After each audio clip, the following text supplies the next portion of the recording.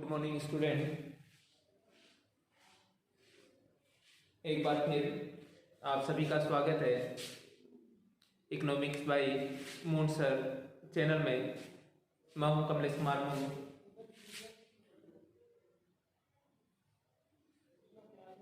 कल हमने चर्चा की मानकी लोच लेसन के पार्ट 3 में मानकी लोच की विधियों की, जिसमें से 2 विधियां हम पढ़ चुके, प्रतिशत या आनुपातिक विधि और दूसरी बिंदु लोच विधि। विद्यार्थियों, आज हम इसके नंबर 3 पार्ट की चर्चा करते हैं। विधियों के अंदर नंबर 3 विधि कुल व्यय विधि। कुल व्यय विधि। विद्यार्थियों, यहाँ पे ये जानना अति आवश्यक है कि हमने पूर्व की विधियों के अंदर भी देखा, जैसे प्रतिशत विधि में हमने देखा कि किसी के वस्तु की कीमत में परिवर्तन के फलस्वरूप मांग में जो परिवर्तन होता है उसे हमने प्रतिशत विधि या आनुपातिक विधि की गणना की। बिंदु विधि के अंदर हमने मांग वक्र के ऊपर स्थित किसी बिंदु के निचले भाग और ऊपर के भाग या उस क्षेत्र के आधार पर हमने कल्पना की, कैलकुलेशन की कि उस बिंदु पर कितनी लोच होगी। उसी प्रकार कुल व्यय विधि हमें कहती है कि कीमत में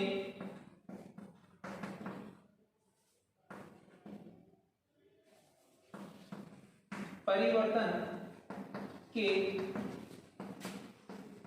फलस्वरूप कुल व्यय में होने वाले परिवर्तन के आधार पर वस्तु की लोच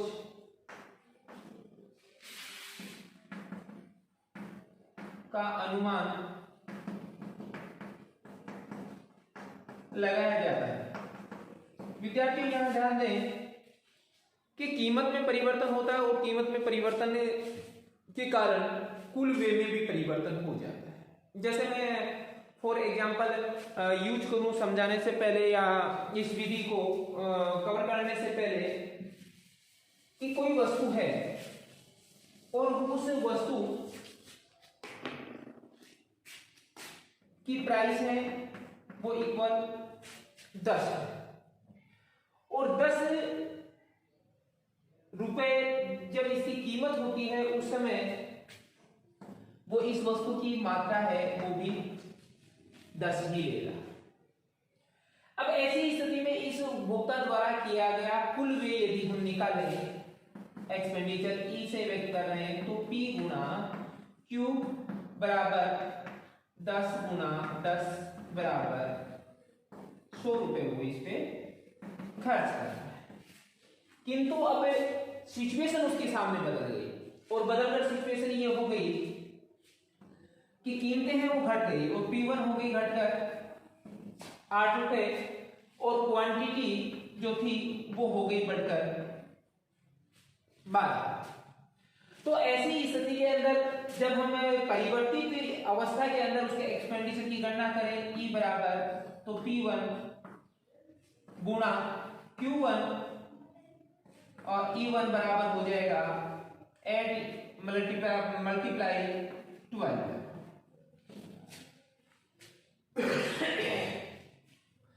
8 से मल्टीप्लाई करेंगे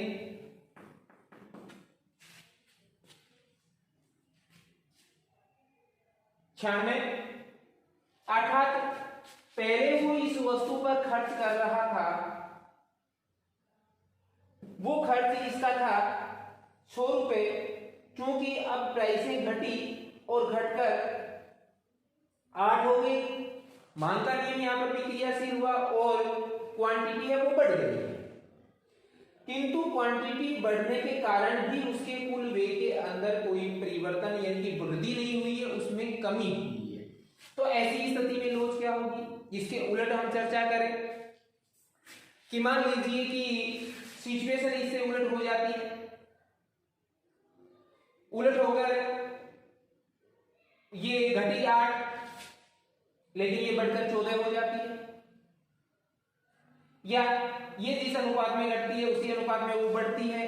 तो ऐसी जो सिचुएशन होती है, उन सिचुएशन के अंदर जब कुल व्यय परिवर्तित होता है तो मांग की लोच पर क्या प्रभाव पड़ेगा, इसको समझने के लिए, या इन अवस्थाओं के अंदर की जब कीमत बढ़ती है तो उसके साथ कुल एक्सपेंडिचर पे क्या प्रभाव पड़ता है, वो घटता है या बढ़ता है, तो ऐसी स्थिति में मांग की लोच क्या होगी। तो विद्यार्थियों, इसको समझने के लिए हम एक रेखा चित्र का इस्तेमाल करते हैं और उस रेखा चित्र से ही इसकी 3 कंडीशन है, 3 प्रकार की लोच की इसमें हम गणना करेंगे। उन तीनों प्रकार की लोच की सिचुएशन को हम समझेंगे। हम जो रेखा चित्र इस्तेमाल कर रहे हैं उसमें अक्ष पर अपन कुल व्यय ले रहे हैं, व्यय की मात्रा है, और वाई अक्ष पर अपन कीमत ले रहे हैं।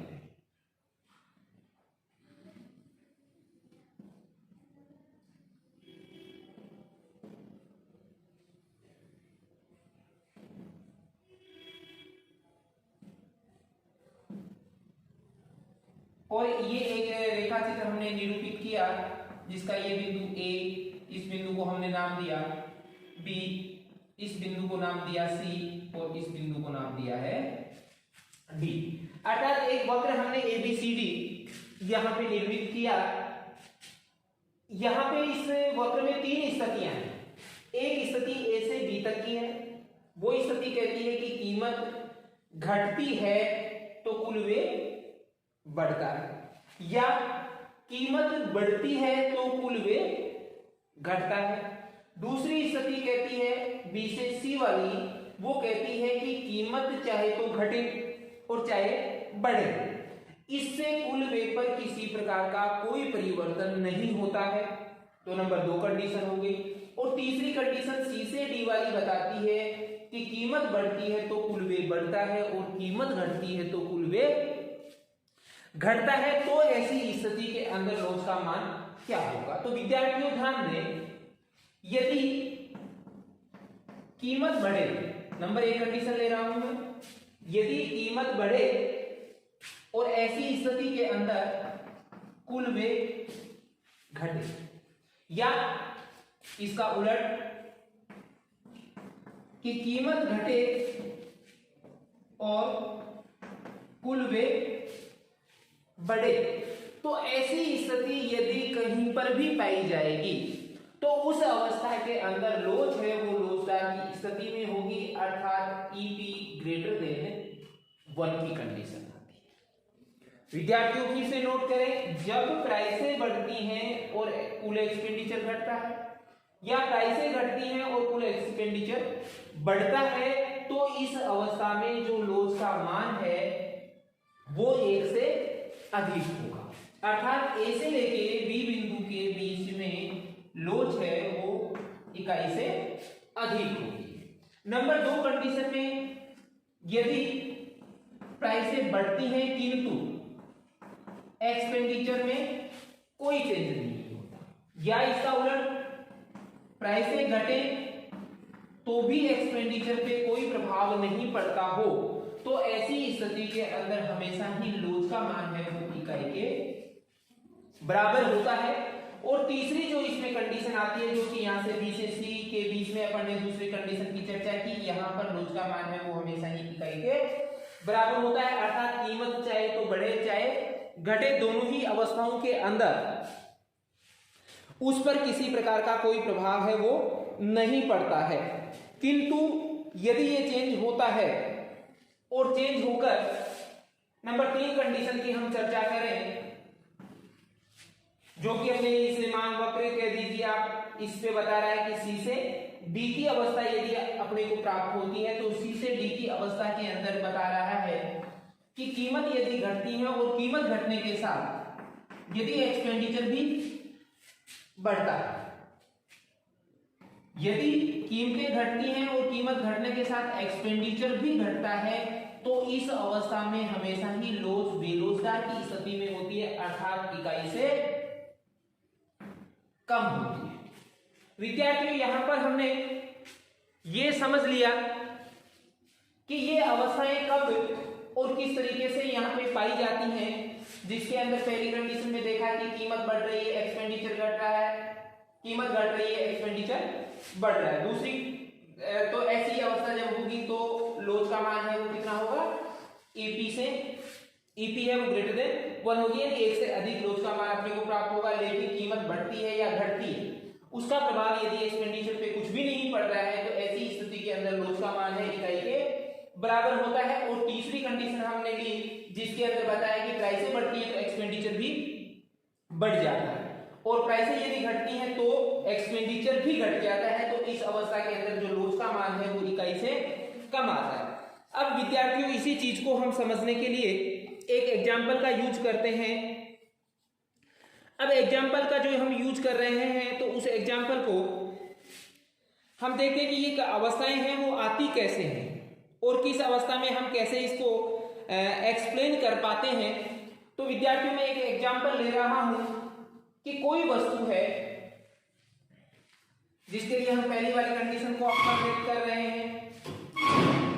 अब यहाँ पे विद्यार्थियों एक चीज कॉमन रूप से आप ये ध्यान रखें कि पहली कंडीशन है इकाई से अधिक है, जिसके अंदर लोच इकाई से अधिक आ रही है। तो लोच इकाई से अधिक की श्रेणी के अंदर हम चर्चा करें, जहां अधिक लोचदार की हमने बात की तो वहां पे हमने देखा कि अधिक लोचदार मानवक्र की स्थिति के अंदर कीमत जिस अनुपात में घटती है उससे अधिक अनुपात के अंदर क्वांटिटी में बदलाव होता है, और उसी अवस्था को हमें यहां पर भी व्यक्त करना है जिससे हम ये अनुमान लगा पाएंगे, उस कैलकुलेशन को हल भी कर पाएंगे, जिसके अंदर हम चर्चा करते हैं कि प्राइसें कम होने के साथ क्वांटिटी किस तरीके से बढ़ जाती है। तो विद्यार्थियों यहां पर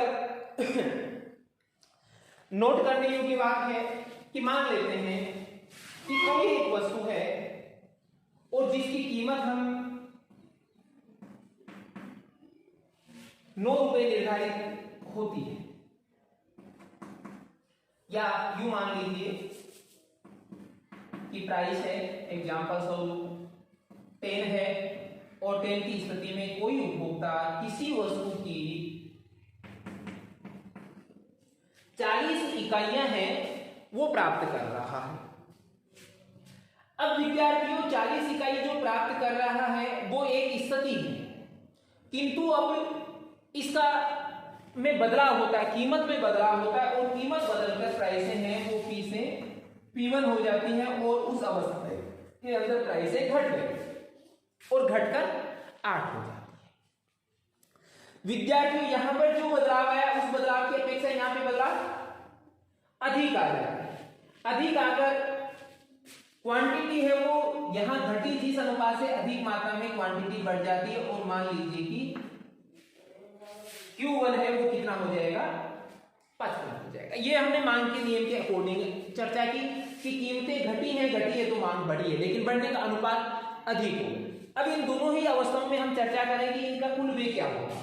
तो प्रथम कंडीशन यहाँ पे थी तो इसके अंदर कुल व्यय की हम गणना करें तो E बराबर P इंटू Q, तो E बराबर आपका हो गया 10 इंटू 40 इक्वल 400।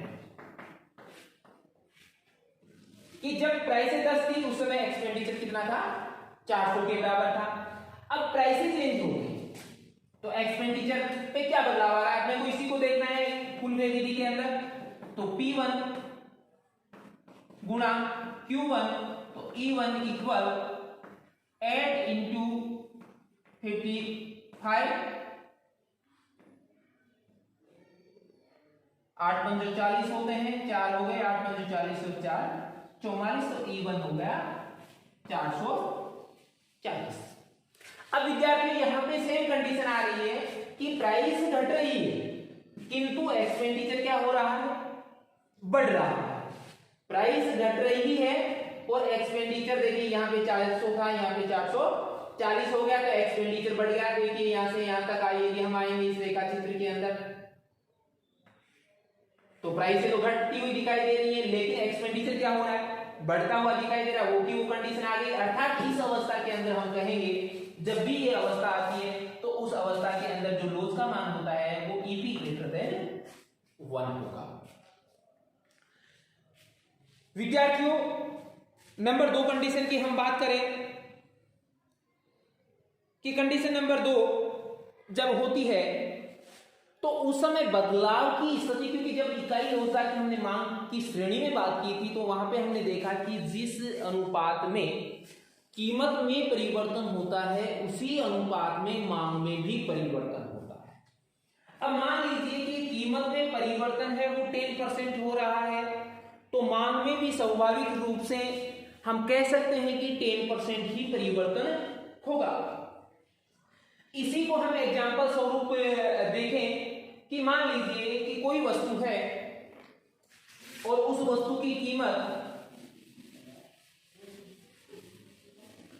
10 रुपीज है और क्वांटिटी है वो उस अवस्था के अंदर 40 के बराबर प्राप्त कर रहा है। अब होता ऐसा है कि कीमत घट जाती है, कीमत घटकर हो गई P1 और ये घटकर हो गई 8 के बराबर। तो मांग मात्रा बढ़ेगी, क्योंकि कीमत घट रही है तो स्वाभाविक सी बात है मांग मात्रा बढ़ रही है, तो मांग मात्रा जो बढ़ी है वो बढ़कर हो गई 50। अब पहली वाली कंडीशन में यदि हम चर्चा करें किसकी, एक्सपेंडिचर की, तो एक्सपेंडिचर होगा P इंटू Q यानी कि 10 गुना 40, तो E बराबर कितना आ जाएगा आपका 400। दूसरी कंडीशन में यहां पे हम देखें कि प्राइस में जो परिवर्तन हुआ है, कमी हुई है, कमी होने के कारण एक्सपेंडिचर में क्या बदलाव हुआ, तो इसके लिए एक्सपेंडिचर होगा P1 गुना Q1, तो E1 इक्वल हो जाएगा 8 मल्टीप्लाई 50, 8 गुना 50, 8 को 50 से गुना करोगे तो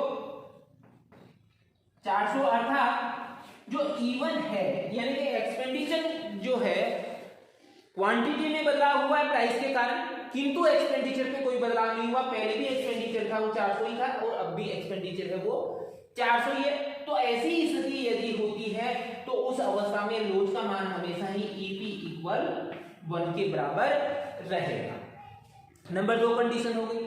अब नंबर 3 कंडीशन को हम देखें तो सेम आप यदि आपने श्रेणियां बखूबी समझी हैं तो अब आगे की चीज स्वतः ही आपके समझ में आ गई होगी कि मैंने बताया कि पहले वाले कंडीशन में है प्राइसें जिस अनुपात में बदलती है उससे अधिक अनुपात में क्वांटिटी में चेंज आ रहा है, जबकि इस इकाई रोजगार वाले के अंदर जिस अनुपात के अंदर कीमतों में चेंज आया उसी अनुपात के अंदर क्वांटिटी में चेंज आया, तो एक्सपेंडिचर पे कोई प्रभाव नहीं पड़ा। अब नंबर 3 कंडीशन के अंदर यदि यही एग्जांपल लेके चले, प्रथम कंडीशन यही ले कि 10 रुपए जब कीमत थी वस्तु की तो क्वांटिटी वो मांग रहा था 40 के बराबर, अब कीमतें घट गई तो वो क्वांटिटी बढ़ा तो रहा है लेकिन जिस अनुपात में प्राइसों में कमी हो रही है उस अनुपात में वो उसको बढ़ाने में सफल नहीं हो रहा है, अर्थात उसने क्वांटिटी को कितना किया है 45 या 45 के बराबर ही किया है। तो विद्यार्थियों यदि हम पहली कंडीशन में चर्चा करेंगे तो वही आएगा अपना 400 के बराबर एक्सपेंडिचर।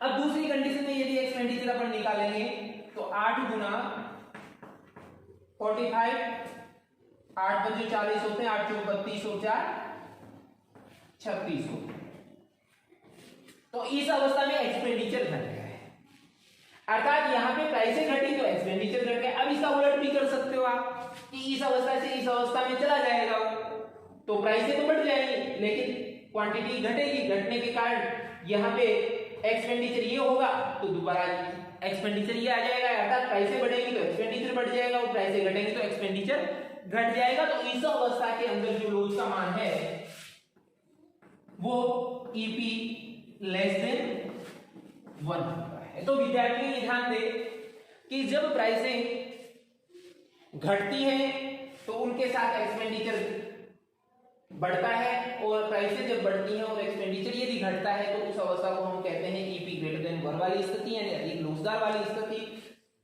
प्राइसें चाहे घटे चाहे बढ़े लेकिन एक्सपेंडिचर पे कोई बदलाव नहीं हो तो उस अवस्था के अंदर हमेशा लोच का मान इकाई के बराबर होगा। और नंबर 3 कंडीशन जिसके अंदर प्राइसें बढ़ेंगी तो एक्सपेंडिचर भी बढ़ेगा और प्राइसें घटेंगी तो एक्सपेंडिचर भी घटता है तो उस अवस्था के अंदर लोच का मान इकाई से कम होता है, जिसको हम बेरोजगार की स्थिति कहते हैं। और इसी टॉपिक के साथ अपना कुल व्यय विधि का जो पार्ट था वो हमने कंप्लीट कर लिया है।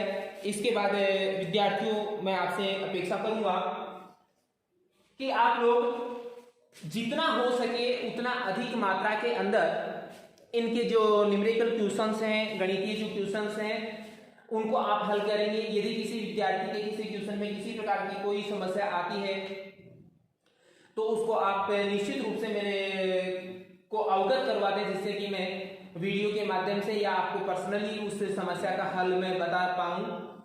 क्योंकि जब तक आप समस्याएं मेरे को शेयर नहीं करेंगे तब तक आपकी किसी भी समस्या का हल कर पाना मेरे लिए संभव नहीं होगा। क्योंकि मैं यही मान के चल रहा हूं कि जो मेरे द्वारा बताया गया वो आपके समझ में भी आ रहा है और आपने उसको पूरा भी कर लिया है। विद्यार्थियों इस लेसन के अंदर अब लास्ट के अंदर जो अपने सामने बचता है वो बचता है मांग की लोच के निर्धारक घटक। विद्यार्थियों उनकी भी हम चर्चा कर लेते हैं।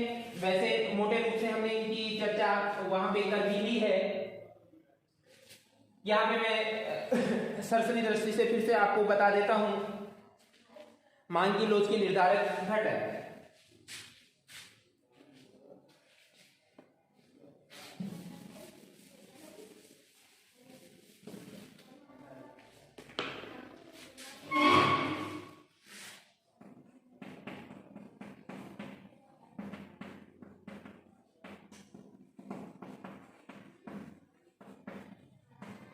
निर्धारक घटक कि मांग की लोच है वो लोचदार होगी, बेलोचदार होगी, तो इस पर किन चरों का प्रभाव पड़ेगा, कौन से ऐसे घटक हैं जो मांग की लोच को प्रभावित करेंगे या उसका निर्धारण करेंगे। तो इसमें सबसे पहले हम बात करते हैं वस्तु की प्रकृति।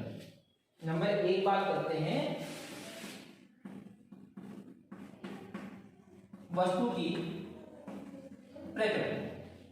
विद्यार्थियों यहां पे आपको ये चीजें समझ लेनी है कि अलग अलग प्रकार की वस्तुएं होती हैं, अलग अलग प्रकार के उनके यूज होते हैं और उपभोक्ता उन वस्तुओं को अलग अलग प्रकार से ही यूज करता है। जैसे मैं एक एग्जांपल दूं आपको और हम इन्हीं चीजों को डायरेक्ट एग्जांपल के माध्यम से ही समझेंगे कि एक कोई ऐसी वस्तु है जो अति आवश्यक है, जैसे दवाई मान लीजिए आप। अब चूंकि आप बीमार हैं तो ऐसी स्थिति के अंदर उस दवाई की आपको अति आवश्यकता है, क्योंकि आपकी बीमारी है, डिजीज है, वो बगैर उस दवाई के दूर नहीं होगी। अब ऐसी स्थिति में यदि कीमतें बढ़ भी जाती हैं तो क्या, क्योंकि कीमत के लिए मांग का नियम ये कहता है कि भाई कीमत बढ़ेगी तो निश्चित रूप से उसकी क्वांटिटी हम मांग क्या कर देंगे, कम कर देंगे। तो क्या ऐसा पॉसिबल है कि हम उसकी मांग को बहुत अधिक मात्रा में घटाने में सफल हो जाएंगे? संभवतः ऐसा नहीं होगा। यानी कि अति आवश्यक वस्तुएं ऐसी वस्तुएं होती हैं जिनकी कीमतें बढ़ने के कारण उनकी क्वांटिटी जो कम होती है उसके अंदर बहुत ही कम बदलाव होता है। अर्थात बहुत कम बदलाव होने की वजह से उन वस्तुओं के लिए मांग की लोच हमेशा ही इकाई से कम होती है, अर्थात उन वस्तुओं की लोच है वो बेलोचदार प्रकृति की होगी। पहली कंडीशन प्रकृति। अब देखिए दूसरी वस्तु है जिसको हम आरामदायक वस्तुएं कह सकते हैं या सामान्यतया हम यूज के लिए जो आवश्यक तो नहीं है लेकिन हम अपने लाइफ को जीने के लिए उन चीजों का इस्तेमाल करते हैं, जैसे रेफ्रिजरेटर वगैरह सामान्य जो वस्तुएं हैं उन्हीं को हम इनके अंदर इंक्लूड करते हैं। तो ऐसी वस्तुओं पे क्या होता है विद्यार्थियों की जिस अनुपात में कीमतें बढ़ने लगती है तो उसी अनुपात में उनकी कमी भी होने लगती है।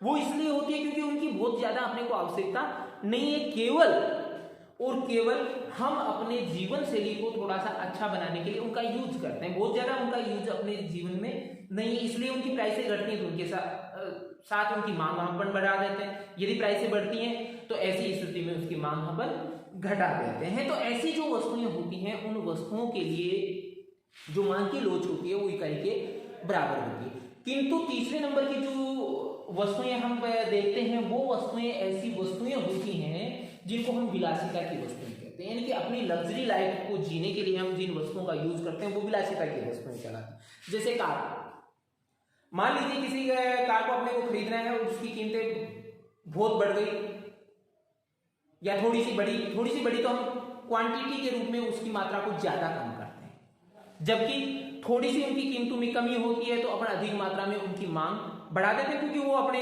यूं कह सकते हो बजट में आने लगती हैं उस समय वस्तु, या उपभोक्ताओं के बजट में वो वस्तुएं आने लगती हैं। तो ऐसी जो विलासिता की वस्तुएं होंगी उनके लिए मांग की लोच है वो इकाई से अधिक यानी कि लोचदार वाली है।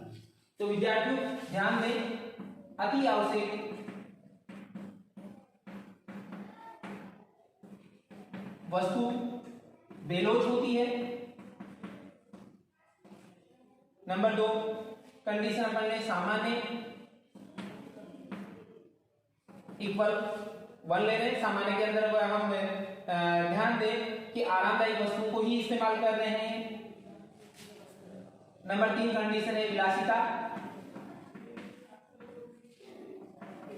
विलासिता की वस्तु, और जो विलासिता की वस्तुएं होती हैं वो क्या होती हैं, लोचदार, यानी इकाई से अधिक होती है। के लिए अब हम नंबर 2 बात करते हैं इसके अंदर प्रतिस्थापन वस्तुओं की उपलब्धता। दूसरी कंडीशन अपनी आ रही है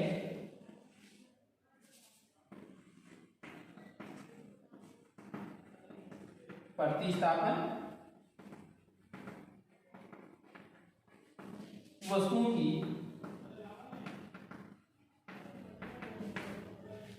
यहाँ पर विद्यार्थियों मैंने पीछे आपको मान के नियम में भी प्रतिस्थापन वस्तुएं और पूरक वस्तुओं के बारे में बखूबी बताया था।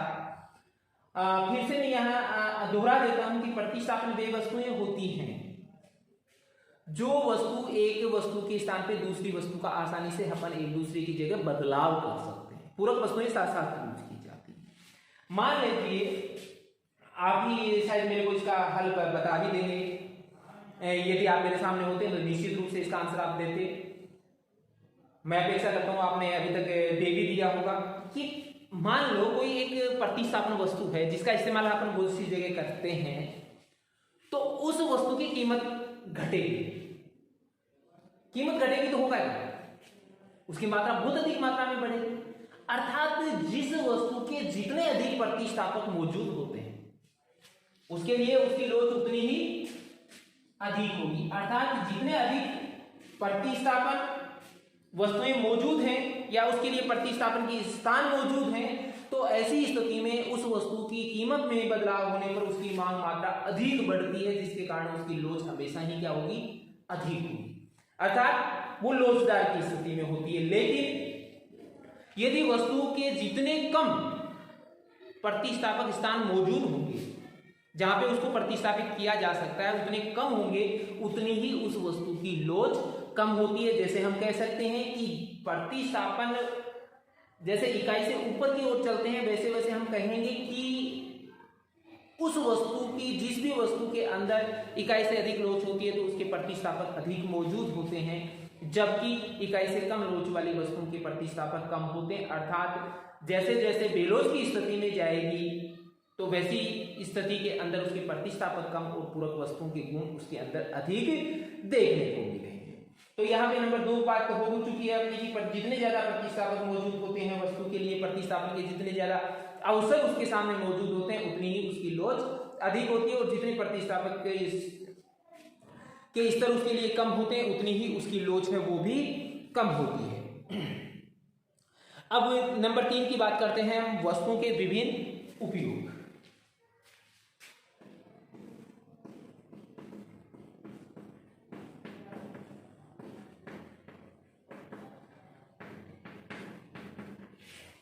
अब विद्यार्थियों यहां पे ये ध्यान दें कि विभिन्न उपयोग, किसी वस्तु की हम चर्चा कर रहे हैं कि बहुत सारे उसके उपयोग हो सकते हैं, बहुत सारे उपयोग हो सकते हैं। इसका मतलब उस वस्तु की मांग बहुत सारी जगह अलग अलग प्रकार से की जाती है। यदि उस वस्तु की कीमत में कोई चेंजेज आता है, जैसे मानो कि कीमत बढ़ रही है, तो बहुत सारी जगह से उसकी डिमांड क्या होती है, कम होती है, जिसके कारण मांग बहुत अधिक मात्रा में उसकी प्रभावित हो जाएगी। जबकि उसकी कीमतें जैसे ही कम होगी तो बहुत सारी जगह जहां इसका इस्तेमाल हो रहा था वहां पे उसका यूज होने लगेगा। जिसका हम सामान्यतः एग्जांपल ले सकते हैं कि जैसे बिजली, विद्युत है, विद्युत की दरों में किसी प्रकार का कोई बदलाव आ जाता है।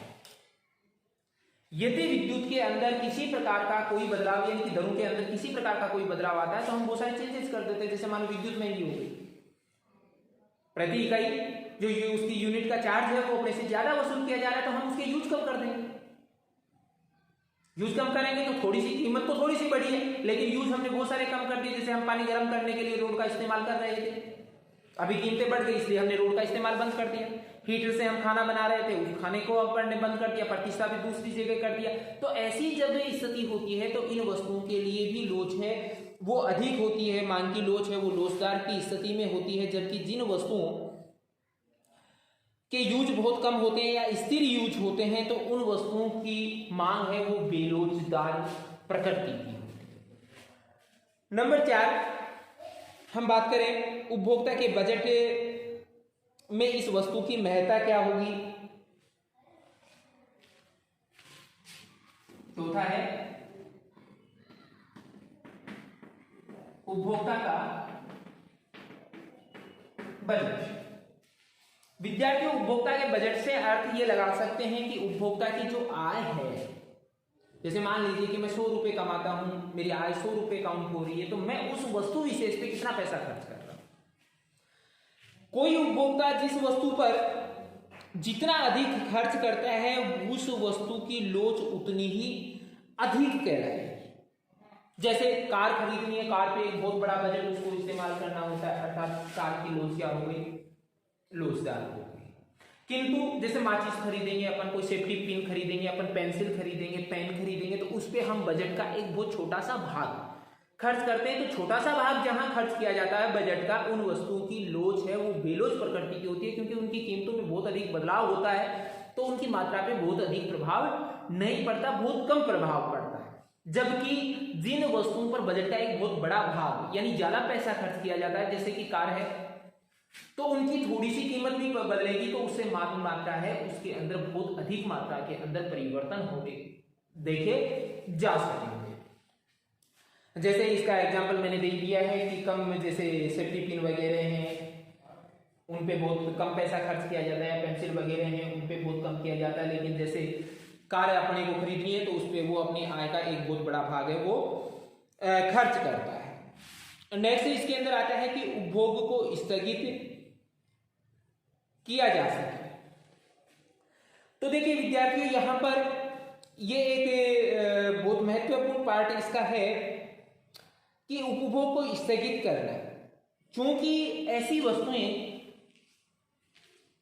पांचवा है अपना उपभोग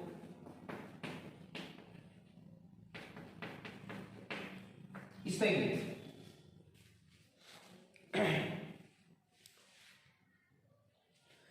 यदि कोई उपभोक्ता अपनी किसी वस्तु के उपभोग को स्थगित करने में सफल होता है या कर सकता है, तो ऐसी वस्तुओं की लोच हमेशा ही लोचदार होती है, क्योंकि उनकी कीमत यदि बढ़ेगी। जैसे मैं एक फॉर एग्जांपल अपन यूज करें कि मेरे को मकान बनाना है, मकान बनाने के लिए पैसे हैं नहीं, मेरे को लोन लेना है, क्योंकि लोन महंगे हो गए, अब ब्याज की दरें उन पे ज्यादा लगेगी, तो मैंने एक बार क्या कर दिया, उसको स्थगित कर दिया। यानी थोड़ी सी भी ब्याज में बदलाव हुआ, वृद्धि हुई, मैंने क्या किया कि चलो कोई बात नहीं, भवन अपन इस बार नहीं बनाकर जब भी ब्याज की दरें कम होंगी उस समय बना लेंगे। अर्थात उसकी डिमांड को अपन ने क्या कर दिया है, बहुत अधिक मात्रा में कम कर दिया। लेकिन बहुत सारी वस्तुएं ऐसी हैं जिनका उपभोग अपन स्थगित नहीं कर सकते, और यदि किसी वस्तु का उपभोग आप स्थगित नहीं कर सकते, आपको उसका उपभोग करना ही होगा, तो ऐसी स्थिति में उन वस्तुओं की लोच है वो बेलोच प्रकृति की कहलाएगी।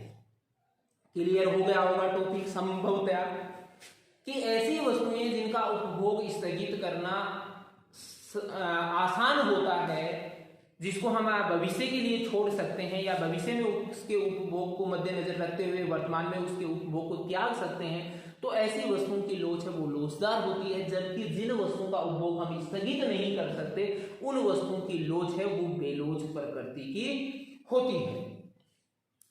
इसके बाद नेक्स्ट आता है उपभोक्ताओं की आदतें और रुचि। ये बहुत महत्वपूर्ण है। छठा है, मैं यहां लिख रहा हूं, उपभोक्ता की आदतें व रुचि। विद्यार्थियों, यदि मान लीजिए किसी उपभोक्ता को कोई लत लग गई, शराब पीता है, शराब पीता है, शराब की कीमतें बढ़ गई, तो क्या उस शराब को कम कर देगा? क्योंकि उसकी तो आदत है ना, आदत में वो, क्योंकि कोई भी उपभोक्ता है किसी वस्तु की आदत, जब उसकी वस्तु, कोई भी वस्तु है उसकी आदत में आ जाती है तो उसके उपभोग को वो प्रभावित करने में सक्षम नहीं होता। अर्थात शराब की कीमतें या नशीले पदार्थ जितने भी होते हैं उनकी कीमतें यदि बढ़ती हैं तो भी उनकी डिमांड में बहुत ज्यादा बदलाव नहीं आता या बहुत ज्यादा उसकी डिमांड है वो प्रभावित नहीं होती है। तो ऐसी स्थिति के अंदर जिन वस्तुएं अपनी आदतों में जमी हुई हैं, जिनकी आदतों को, रुचि के कारण अपन उनको खरीदते हैं, तो उन वस्तुओं के लिए लोच हमेशा बेलोचदार होती है। जबकि जो वस्तुएं अपनी आदत और रुचि के अंदर नहीं समाहित होती तो उन वस्तुओं को हम आसानी से स्थगित कर सकते हैं। जैसे कीमतें बढ़ेंगी तो हम उसकी मात्रा को कम खरीद लेंगे, कहीं कोई दिक्कत नहीं आती। तो ऐसी स्थिति में उन वस्तुओं के लिए हम कहेंगे कि वो वस्तुएं लोचदार होंगी। लेकिन जो आदतों में बनी हुई है, जैसे मैंने आपको एग्जाम्पल दिया, शराब है, गुटखे हैं, तंबाकू है, आदि जो नशीले पदार्थ हैं, वो यदि आदत में आ गए तो उसकी यदि आप प्राइस बढ़ा देते हो, जैसे ये कहा जाए कि शराब की एक बोतल 100 रुपये में थी, अब 200 रुपये में मिलेगी, तो भी पहले 100 व्यक्ति खरीद रहे थे, तो अब ज्यादा से ज्यादा इतना हो सकता है कि 90 लोग खरीदने लग जाएंगे। यानी कि इतना नहीं है कि 100 रुपये से आपने दुगना किया तो उसका आधा हो जाएगा, ये पॉसिबल नहीं है, क्योंकि लोगों की आदतें हैं वो आसानी से नहीं छूटती हैं। इसके बाद इसका लास्ट टॉपिक है समयावधि, 7वां।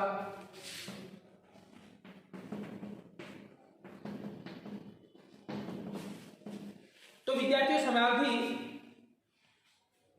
किस प्रकार से